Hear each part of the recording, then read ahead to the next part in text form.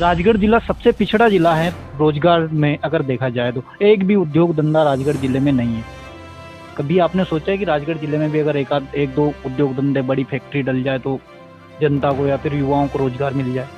मुझे पूरा भरोसा है, इस बार हम सब 5 सीटें जीत के आएंगे, हमारे 5 विधायक जी आएंगे और निश्चित रूप से इस ओर युवाओं के लिए कुछ योजनाएं लेकर के वो आएंगे। उद्योग की बातें पूरी होगी, क्योंकि हम पहले हमारे यहाँ पानी की हम सबको समस्या थी, तो इस बार बड़े बड़े डैम हमारे यहाँ बन चुके हैं। आवागमन के साधन की हमको परेशानियाँ होती थी, आज रेलवे हमारा बन चुका है। आने वाले 1 साल के अंदर रेलवे की लाइनें पूरी कंप्लीट होकर रेल यहाँ चलने वाली है।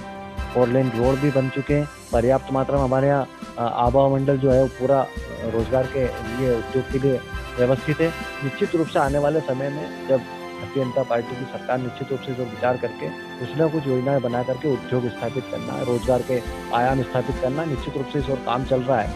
लेकिन आप ये भारतीय जनता पार्टी से सवाल पूछना तो वाजिब है, वो पूछना भी चाहिए, मैं आपका इस बात का समर्थन भी करता हूँ। लेकिन यही सवाल आप कांग्रेस के लोगों से क्यों नहीं पूछना चाहते हो? लगातार कितने साल तक यहाँ से कांग्रेस के लोग यहाँ से मुख्यमंत्री तक बने, इसी जिले के नाम से बने, क्यों उन्होंने इस ओर आकर्षण कभी नहीं किया? कांग्रेस के लोगों ने उन्होंने क्यों नहीं सोचा कि यहाँ के युवाओं के लिए कुछ उद्योग लाना चाहिए? जो फैक्ट्रियाँ यहाँ डल चुकी थी, जो उद्योग यहाँ ला चुके थे, उनको भी लूट खसोट कर उनके क्षेत्र में ले जाने का काम किया। तो उन लोगों से भी ये प्रश्न पूछो कि भैया जिम्मेदारी तुम्हारी भी ना, तुम भी जनता के बीच में जाते हो, तो तुमने जनता के लिए क्या किया, युवाओं के लिए क्या किया? तुमने हमेशा ठगने का काम किया इस जिले को। तो मान लेते हैं अगर कांग्रेस नहीं ला पाई रोजगार तो बीजेपी भी नहीं लाएगी, क्योंकि 20 साल तो बीजेपी की सरकार को हो गया। मेरी बात सुनिए, मैं क्या कह रहा हूँ आपसे, हमको धीरे धीरे इंफ्रास्ट्रक्चर जो यहाँ तैयार करना था उसकी हमने तैयारी कर ली है, लगभग अब सारी चीजें हो चुकी है। रोजगार के लिए मुख्यमंत्री जी पूरे प्रदेश के लिए लाए, कोई राजगढ़ अलग से स्पेशल नहीं है कि इसके लिए कुछ अलग से लाना पड़ेगा। उसके लिए लाना होगा तो वो आवश्यकता है, वो पूर्ति होगी, लेकिन पूरे प्रदेश के लिए मुख्यमंत्री जी लाए सीखो कमाओ योजना। उस योजना के माध्यम से हजारों हजार युवाओं ने अपना भाग्य को आजमाया है और जो सीख रहे हैं वो सीखने के साथ साथ उनको आवक के रूप से, आर्थिक रूप से उनको मदद भी मिल रही है। उनको 10,000 रुपये तक का पे करने का काम सरकार कर रही है, तो एक बहुत बड़ी योजना है।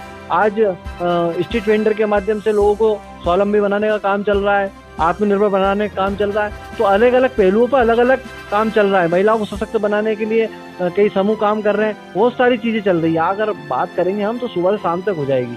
लेकिन विष्णु जी, निश्चित रूप से आप ये मानिए कि भारतीय जनता पार्टी एकमात्र ऐसी पार्टी है जो गरीब तबके के लिए, मजदूर के लिए, कर्मचारियों के लिए ध्यान देने वाली पार्टी है, व्यापारियों के लिए काम करने वाली पार्टी है।